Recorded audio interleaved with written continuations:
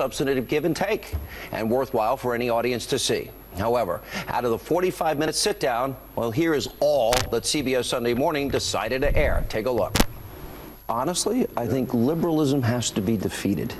Socialism must be defeated in a political sense. This is not a, we don't want a revolution in this country. What more do you want? You got the White House, you got the House, you got the Senate. Okay. And then we have angry snowflakes, and then we've got a Democratic establishment. I say the press in this country is out to destroy this president. We have to give some credit to the American people that they're somewhat intelligent and that they know the difference between an opinion show and a news show. Yeah. You're cynical. Look at that. Yeah. I am cynical because, you know. You think we're bad for America? You think I'm bad for America? Yeah. You do? In the long haul, I think you and all these opinion shows. That's sad, Ted. No, you know why? That's sad. Because you're very good at what you do, and because you have attracted a significantly more influential. Well, let me finish the sentence before you do that. With all due respect. You have attracted people who are determined that ideology is more important than facts. Wow. It's kind of calling me a liar. And then he's saying, well, you and all these opinion shows, he's giving his opinion. Only 70 seconds. That's it. Ended up airing. Now, I guess people like Ted Koppel feel you, the American people, can't distinguish between opinion and news. That's kind of like Obama. Remember he said people clinging to their God, guns, and religion, or Hillary Clinton who said ignorant, irredeemable deplorables. Now, beyond this interview being a total waste of my time, it is a flagrant example of what I call edited fake news. Now, remember CBS News is the former home of Dan Rather. Remember, he was forced to resign after reporting an inflammatory fake news story about President George W. Bush. Rather used fake documents to bolster his story. Now, CBS News is also the former home of Cheryl Atkinson. Remember, she there was marginalized at CBS and stonewalled, and they wouldn't show a lot of her investigative journalism into President Obama as his administration. Is that agenda-driven? And now they produce a package taking shots at me, all while prominently displaying their dishonesty, their bias, and total hypocrisy here for every viewer to see. Now, Ted's interview with me, it wasn't about substance. It wasn't about getting my real opinion. Now, the story was written long before he walked into this studio here at Fox. I was just used as a prop to advance his narrative, which is why only 1 minute and 10 seconds out of the 45 to 50 minutes was actually used. In other words, it was 1 minute. And that's the 1 minute that fit into their narrative. That is edited fake news. By the way, other networks, they play the same game, and they have for many years. And now it's time to expose this for what it really is. And I have the ability to fight back. Cheap shot attacks in the name of, quote, journalism, all to advance their biased agenda. Now, what Ted was really asking is this: are opinion shows bad for America? He thinks they are. Meanwhile, Ted was giving his opinion. He considers himself an impartial journalist, yet in what CBS News was airing, he's doing exactly what he said is bad for America. Now, right here on this show, on Hannity, I express my opinion because I am a talk show host, an advocacy journalist, if you will. Ted Koppel, he thinks he's down the middle, fair and balanced, a real journalist. Ted, you show in this clip you are not a journalist. You're very hypocritical here. Now, have you ever said, for example, you work for CBS, Dan Rather worked for CBS? Ted, did you ever say that George W. Bush, the attack by Dan Rather, was bad for America? Did you ever say CBS, when they spiked Cheryl Atkinson's story, that that's bad for America? Did you ever wonder if the stories were spiked because the head of CBS News and that division, David Rhodes, happens to be the brother of Ben Rhodes, the high-ranking official for then-President Obama? Is that a conflict of interest? Now, I'm willing to look at my body of work and compare it with CBS News any day of the week. Did CBS News even one time ever ask President Obama about his relationship with an unrepentant terrorist where he started his political career? Well, I did CBS's job. I did it for you, Ted. Did you ever delve deep into what black liberation theology is and how it motivated President Obama, then candidate Obama, for over 20 years? The Church of Reverend Wright, the Church of GD America, the Church of America's Chickens Have Come Home to Roost. Now, after 8 years of Obama, did CBS ever show the numbers on the screen there about what a failure the Obama presidency was? Now, you know what? I put those up on the screen on a regular basis. And by the way, Ted, I did mention this to you in the interview. All of these facts were given to you, but you edited it all out. Did CBS ever put up all the laws that Hillary Clinton likely violated with her email server scandal so she could avoid congressional oversight? Did CBS ever expose all the Benghazi lies of Hillary Clinton? We did on this program. Did CBS ever cover in great detail how members of the media colluded with the Clinton campaign in this election cycle? We did here. How much time did CBS devote to this phony Russian conspiracy story, even though after 8 months there isn't a shred of evidence? Now, that's the difference, Ted, between me and you. I'm honest with my audience. I don't pretend that I'm fair and balanced and objective. You do. And if you really cared about truth in journalism, how can you work for a network that only tells one side of the story? You know, how can I be bad for America when I'm offering the American people news and information nightly that your own network will not touch because they have an agenda? Now, Ted, I happen to be very proud of the work I do both on radio and TV. I'm proud of the teams that we have built here that work really hard every day to bring this audience news and information that, well, frankly, the rest of the media ignores. So I hope you enjoyed your press coverage this weekend and covering how bad I am for America, while editing out 99% of what I said. But what you really did is prove my point, that I'm right. You exposed yourself as agenda-driven, opinionated, hypocritical, and you proved my point I've been saying since 2007 and 8. Journalism is dead in America, and we have an information crisis in this country. Now, Ted, if you and CBS News have the courage, release the entire unedited footage of the interview. Let America decide. Let America see the 99% that you didn't want to air. Joining us now with reaction, Michelle Malkin investigates on CRTV. Michelle Malkin. I'll tell you why they're not going to release the tape, Michelle. Because, so, Ted asked the first question. I give the answer, and he goes, none of that is going to air. That's what he says. I said, well, why am I sitting here? Is that your Ted Koppel imitation? It's good. And then throughout the rest of the interview, I'm like provoking him. Ted, you really need to include this part. You know, I'm like, are you going to cut this out, Ted? Are you going to cut this out, Ted? Are you going to cut this out? Who does an interview and says, that's not airing? We're not going to air any of that. Well, then why am I here? So that's why they don't want people to see this fake. What these networks do in edit rooms, they've gotten away with for years. That's my point. I want to get yours.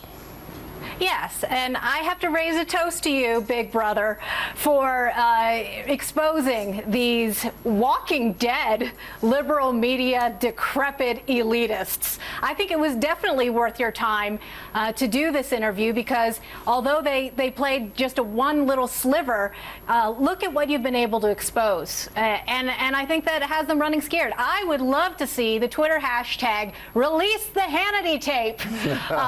Put some more pressure on these people, and I know you've got a huge Twitter army out there, and I do as well. This is a very teachable moment in liberal media history because you have this ancient gatekeeper, Ted Koppel, telling you, wagging your finger, that you, Sean Hannity, are bad for America, while he, Ted Koppel, and all of his Fourth Estate colleagues are the ones who can only be entrusted with delivering the proper amount of news and opinion to America. We're the ones who support diversity, true diversity in the media marketplace. These people are the enemies of diversity of thought. These people are the enemies of true transparency and a vibrant marketplace in the media. Shame on them. Because they had a monopoly all these years. And by the way, this is not personal between Ted Koppel. I actually did it because I loved when he was covering on Nightline, America Held Hostage for 444 days. I don't think I missed an episode because I thought it was really imperative, important work. And then when those hostages were released, it was such a good moment for our country. And so it's not personal. The thing is, there's a level of sanctimony here that it reminds me of Obama clinging to God, guns, religion. It reminds me of irredeemable deplorables, that the American people are not smart enough to ascertain what is opinion and what is news. I don't think most Americans doubt that I am a conservative. I think I make it clear on a nightly basis. Is there any shock there? Of course not. The other thing, of course, that you've done, though, is expose the double standards, because here you are asking them to release the full interview so that people can judge the totality of the interview and the substance of what you said. These are the same media types who, if conservative, investigative, independent journalists use their tactics, use their techniques that they are supposedly time-honored and entrusted to be able to use in telling a story, for example, editing an interview, they hate it. We want you, the conservative journalists, like James O'Keefe, for example. They are always demanding that he release every last second of what he's done because he can't be trusted. But they can? Come on, look at the whole entire history of liberal media ideology being more important than facts. To borrow Ted Koppel's phrase, you already mentioned Dan Rather and Rathergate, manufactured documents in pursuit of an ideological agenda, bringing George W. Bush down. The entire Trump campaign I want to hear him say liberal media Dan Rather's lies. Bad for America. Are you ever gonna, Yeah, that's you think right. those words ever come flying out of his mouth? I doubt it. All right, thank you. And up next tonight, right here on Hannity. We can't be chasing the perfect all the time. I mean, sometimes you have to take the good and put it in your pocket and take the win. All right, White House Chief of Staff Reince Priebus reacting to the Republican health care bill being pulled on Friday. Up next, we got reaction from Corey Lewandowski and Geraldo Rivera. Also tonight, Sheriff David Clark, Larry Elder, they weigh in on the Trump team being surveilled, likely illegally. Also, Ann Coulter and our delve into, yes, the dangers of spring break. That's back tonight. We can't be chasing the perfect all the time. I mean, sometimes you have to take the good and put it in your pocket and take the win. The president met with over 120 members of the House. There was more love shown to outside groups by this White House, whether it was Vice President Pence, Mick Mulvaney, Tom Price, Steve Bannon, myself, Mark Short. I mean, the point is the diverse group of people working the halls of Congress, including the leadership in Congress.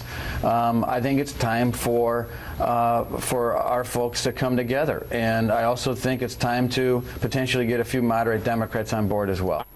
All right, that was White House Chief of Staff Reince Priebus yesterday reacting to the Republican health care bill that was pulled late last week. Over the weekend, the president tweeted, quote, Democrats are smiling in D.C. that the Freedom Caucus, with the help of Club for Growth and Heritage, have saved Planned Parenthood and Obamacare. Okay, joining us with reaction, former Trump campaign manager Corey Lewandowski and Fox News correspondent at large Geraldo Rivera. Geraldo, first of all, I think this is going to get done. That's my strong belief here. The second thing is, I just have a different take than the White House at this point. And that is, and there's plenty of blame to go around. Nobody, not one person, Geraldo, saw that bill that was being scored in the CBO until they released it. There was no consensus bill that everybody supported. You have different factions in the Republican and Democratic Party. You got moderates, you got the Tuesday group, the Sunday group, the Wednesday group, the study group, the Freedom Caucus. These groups didn't see it beforehand. And then right after it's released, they started fighting each other on TV. This should have been built behind the scenes. They had 8 long years to do it, Geraldo. I blame the leadership on a bad rollout here. Sean. Okay, I agree with that last point. They had 8 years. Damn it, they should have gotten this done. You're right. But you are the most prominent conservative commentator in our country, Sean. Oh boy, come on. And you have to cop to the fact that this so-called Freedom Caucus, they have a 3-word slogan: just say no. They were not going to go along with this president, no matter what this bill contained. They stabbed him in the back. You had a chance here where the Geraldo, let me say this. The Republican Speaker of the House and everybody in the Trump administration, the President of the United States, invested in a compromise that was going to save the federal deficit to the tune of $250 billion over time. They were fighting for those who were cut off, the Obamacare, 24 million, but still they were saving money. They had a reasonable compromise. The Freedom Caucus would not have gone along Geraldo, with anything that it should. Reince is right. No bill's going to be perfect. Nobody gets everything they want. But I'll say this to you, and I'll bring Corey in here as well. Had they built the consensus, Corey, before they rolled out the bill, they would have known the votes that they had. And as hard as, and by the way, the president gets all the credit. He did compromise. He tried to, he'd do something for the Freedom Caucus, then the moderates would leave. Then he'd do something for the moderates, the Freedom Caucus would leave. This should have been handled by the speaker. This should have been handled by leadership. The president did way too much heavy lifting on this bill. He's the executive branch. They're the legislative branch. Corey. Sean, the House leadership failed to get this bill done, and they should have never had an artificial deadline to get this bill accomplished when it wasn't necessary to be done in the first 60 days. And I understand the budget reconciliation process, but I also understand that they were concerned what the Senate was going to do before they get the House bill done. What should have been done is, behind the scenes, as you've mentioned, you bring members in from the House Freedom Caucus, the Tuesday Group, the Republican Study Committee, the Heritage Foundation, all of the stakeholders who are going to look at this bill before it's released, compromise behind the scenes. There's always going to be additional compromise needed, but if you can have a base framework behind the scenes before the bill is introduced to everybody, then that's the way to go. Look, you can take Marco Rubio for his word or not. When it came to the Gang of Eight, he spent countless hours going around and talking about his legislation before it was ever introduced. Now, the bill was ultimately a failure, but he did the right thing by trying to get those groups on board first, so we could get some support. Done. I am convinced. But Geraldo, all I'm saying is, why did they set themselves up by keeping it hidden, not sharing it with any of the coalition, releasing it, creating a public civil war and a public fight, when it should have been handled behind closed doors? Those compromises could have been made, and I suggest probably this is the way it'll happen from here on in. Look, you cannot blame people if they have strong principles. Nobody wants this repeal and replace more than I do. I want the win for the president. He worked hard for this, and he'll get it. But I just think, you got to have the leadership handle it better. I absolutely disagree, Sean. I think that the Freedom Caucus would not have gone along with any compromise whatsoever that involved giving something for free to poor people. They are the just say no ridiculous. Caucus. When you see a Freedom Caucus member, like what has the Freedom Caucus done but said no? They voted 50 times to repeal or more. It's meaningless if you don't pass it. And then 8 years later, where are they now? Just now they have to say no to a Republican president. I am convinced. What do you think John this Boehner could be? Quit. These Sean Hannity saying this. Corey is right. Bring in all of these conservative think tanks. Bring in the Senate, because you have to deal with cloture and the Byrd rule and reconciliation. Bring in all of the different factions with the moderates and the Tuesday Group, the Study Group, the caucus. Everybody needs to get locked in a room and don't let them out till they fix it. They owe it to the American people to fulfill that promise, and frankly, they owe it to the president to do their job. All right, coming up, Sheriff David Clark, Larry Elder, they're up next to weigh in on the Trump campaign being surveilled, and also later tonight. The American people are not happy with these results. They know that when cities and states refuse to help enforce immigration laws, our nation is less safe. Finally, the Attorney General, Jeff Sessions, calling out cities to enforce the immigration law. In other words, sanctuary cities. Ann Coulter will join us tonight with reaction. And, well, still to come tonight, we went down to South Padre Island, Texas. More shocking behavior. Is this dangerous for your children? Spring break. We'll check in with Ainsley Earhart. She has reaction straight ahead.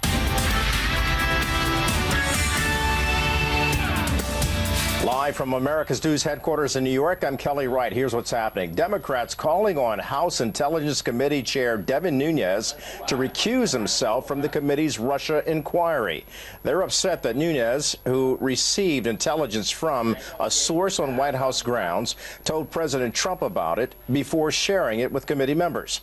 Nunes claims he did nothing wrong, but Democrats say it makes them question his ability to run an independent investigation.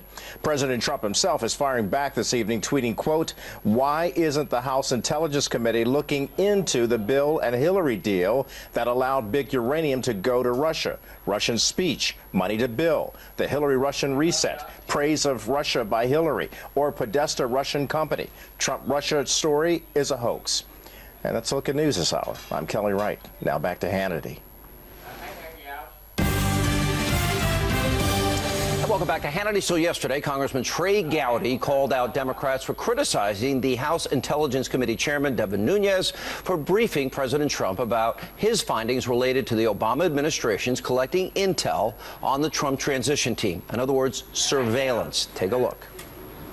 My understanding is Chairman Nunes briefed the commander-in-chief on matters unrelated to the Russia investigation. So if that's a big deal in Washington, then we've sunk to a new low. So if the commander-in-chief cannot be briefed by the chairperson of the House Intel Committee on a matter that has nothing to do with the FBI investigation, then I don't know what they can talk about, John. Right.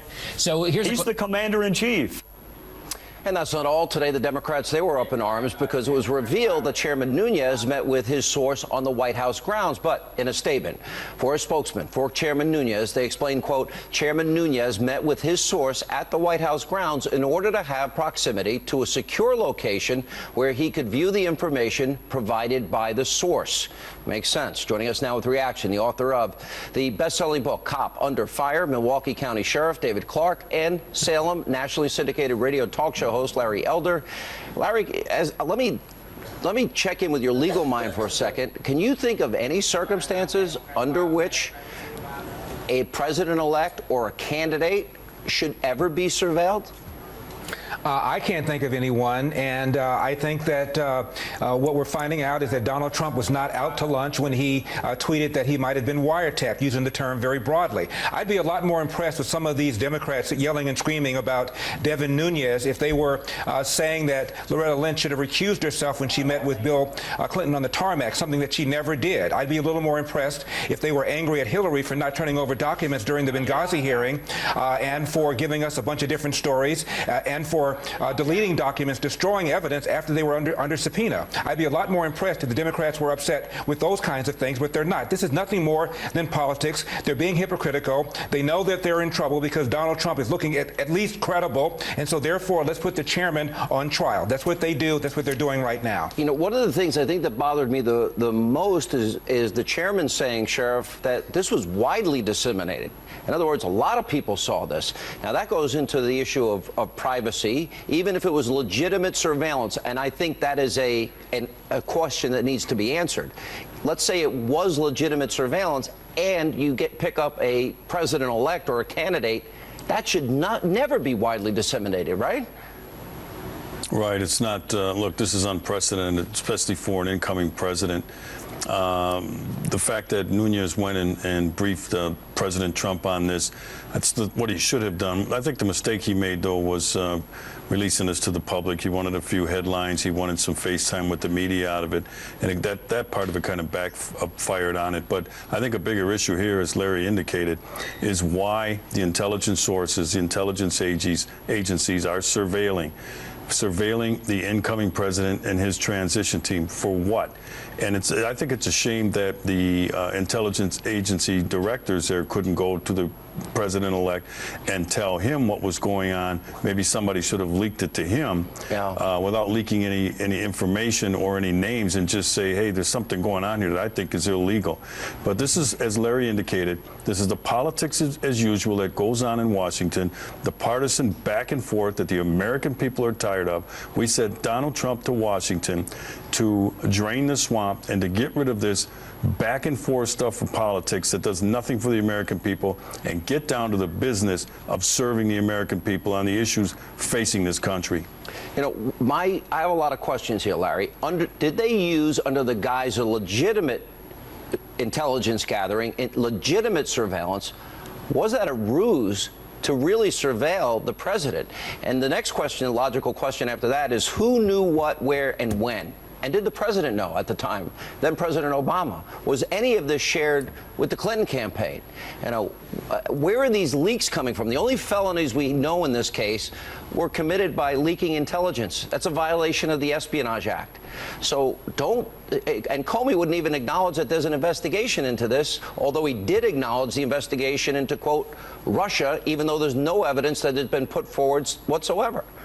Well, that's right. I think it was Reince Priebus who says there's greater evidence of media collusion to get Hillary elected than Trump collusion with the Russians to get Trump elected. And there's a whole lot we don't know. These investigations are just now getting started. And so I would urge all people to relax. Let's get the evidence that will come in and find out. James Clapper, the National Intelligence Director under Obama, says so far there's no evidence whatsoever of any kind of collusion with Donald Trump and with Russia. And that ultimately is what I think is going to happen. We're not going to find any kind of evidence of collusion. collusion. Yeah, and Sheriff, if you were doing an investigation, don't you keep that circle tight in terms of evidence that you're gathering? Isn't that the type of thing you would never let out? And if it was let out, you would be able to very quickly determine who did it? The secrecy of these investigations is paramount.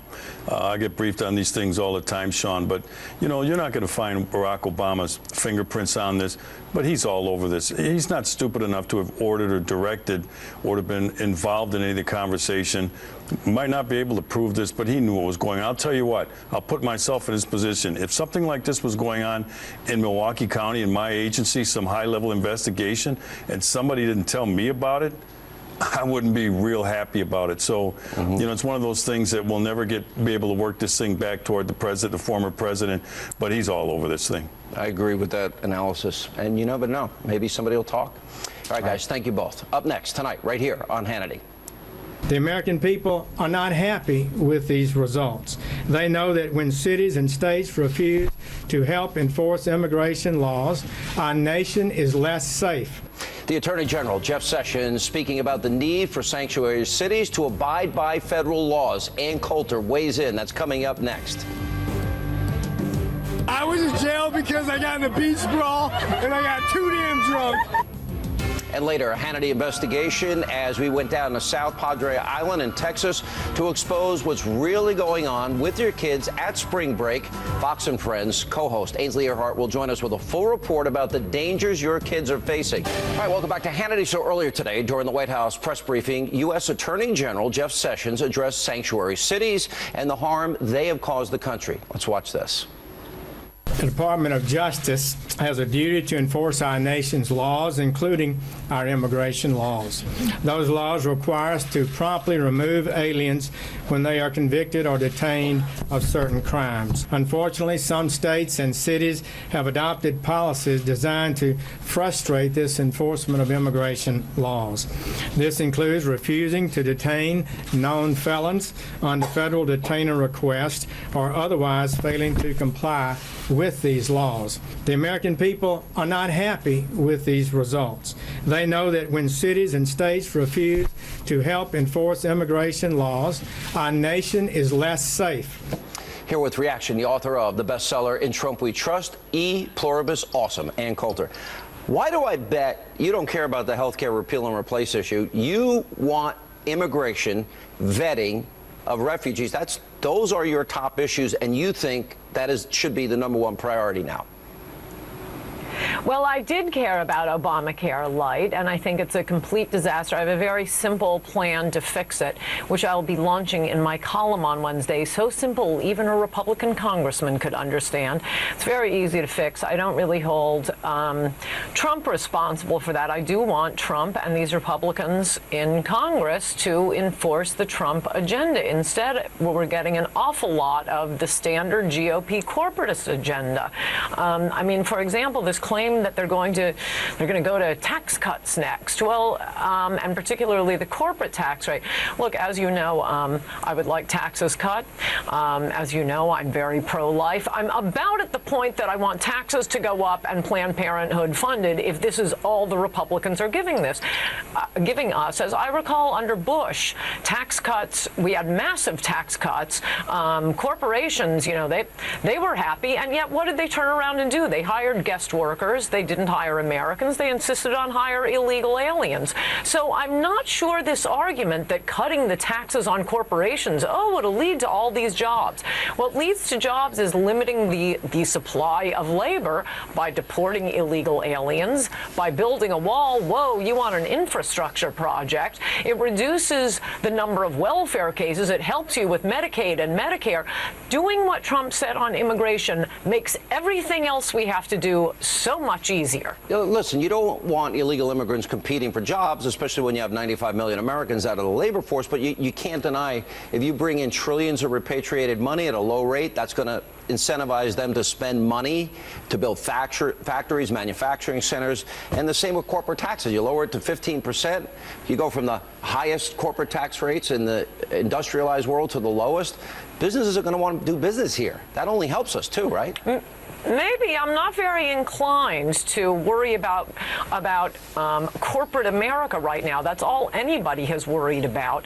The whole point of Trump was to care about the jobs working class. And as I say, well, yeah, all those jobs they created under Bush, no, they didn't. They brought in guest workers. They demanded an amnesty. But you got to secure the border simultaneously. I agree with you. We're not disagreeing. Not simultaneously. Number one, and I would also say that having seen that we're going to be living under, in fact, we're going to live under fascism under Trump. It's the fascism of our federal district court judges. Immigration is obviously the federal responsibility, but some district court judges don't understand that. And as long as they're going to be deciding all of our immigration policy for us, I think the first law Congress ought to pass is just take Trump's immigration policy paper and pass every provision into law.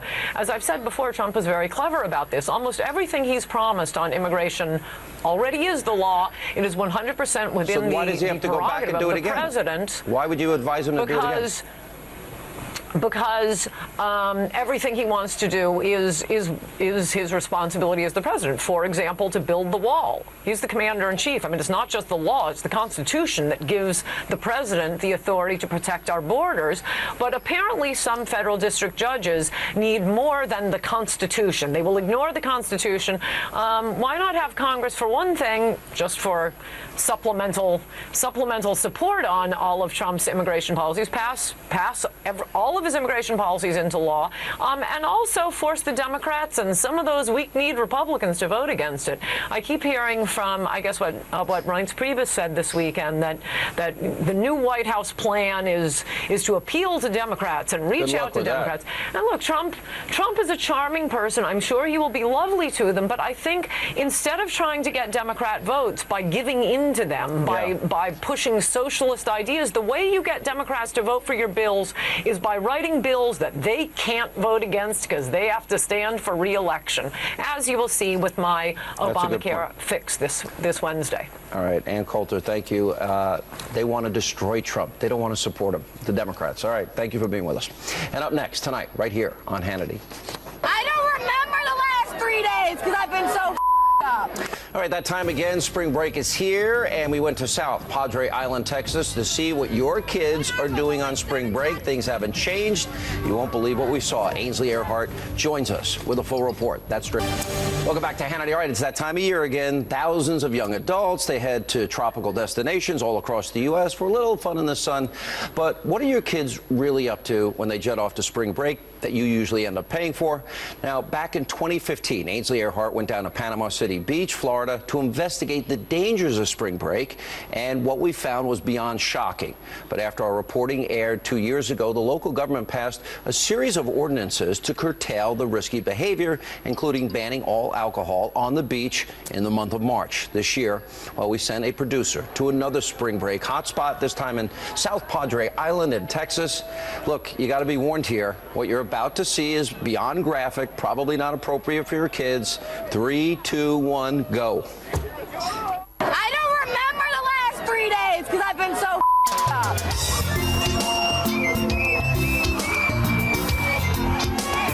What time did y'all start drinking today? 1 hour ago, but like 7 shots in 7 minutes, so we're good.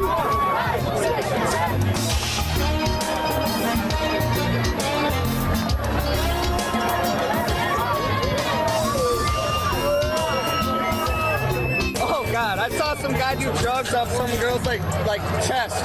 It was pretty crazy. That was you and me.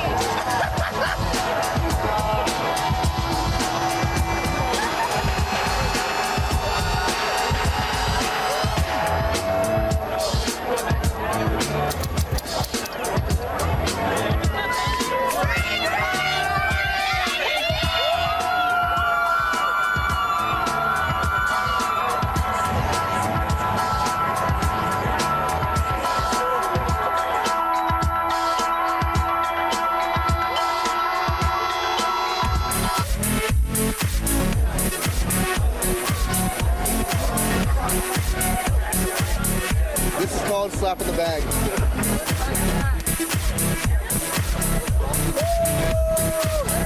It's so weird down here. It's so weird you never know what you're going to get into.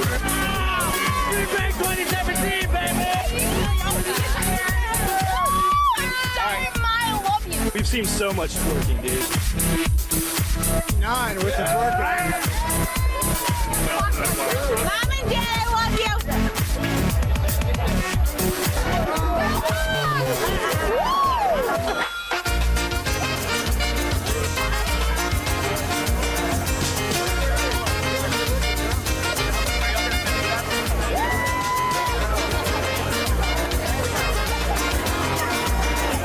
What time did I start drinking today?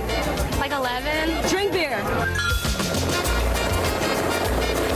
I honestly have no idea. I really don't know.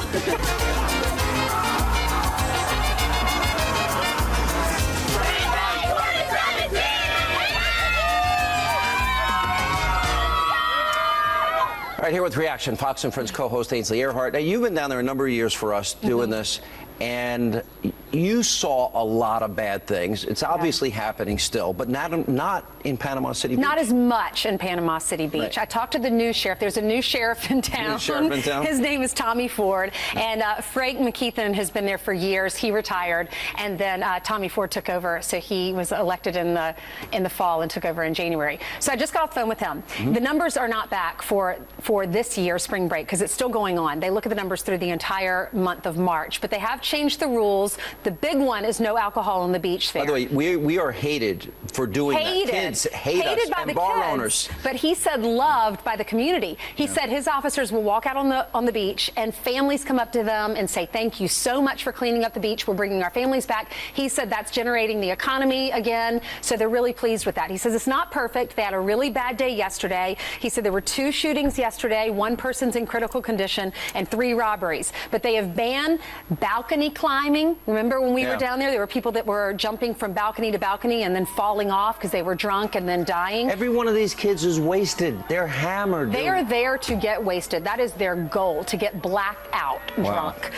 They've increased the penalties for open containers, no alcohol on the beach in the month of March, no parking lot drinking, and you can't buy any alcohol between the hours of 2 and 7 a.m. I think one of the great revelations that you made, and I think this is important for parents if they're paying to send their kids here, is you've got people they call the 100-mile group, right? That coming in with homemade drugs, Molly, ecstasy, cocaine, marijuana, obviously,